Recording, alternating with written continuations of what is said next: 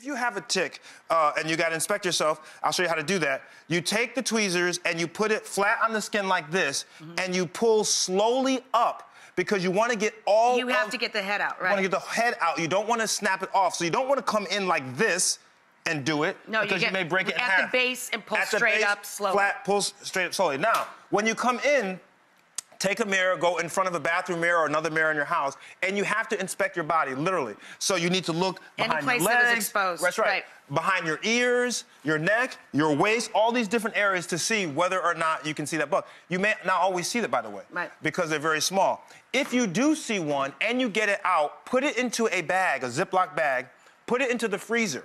Because if you start exhibiting some of the symptoms like fatigue, muscle or joint ache, there's 10 key markers. Absolutely. Or the bullseye rash. There's a rash that you get. If you exhibit these symptoms, then when you go to your doctor, you can take the tick with you and say, so they know what bacterium the tick was carrying. And this will help the diagnosis because the diagnosis is not always easy. It's very difficult.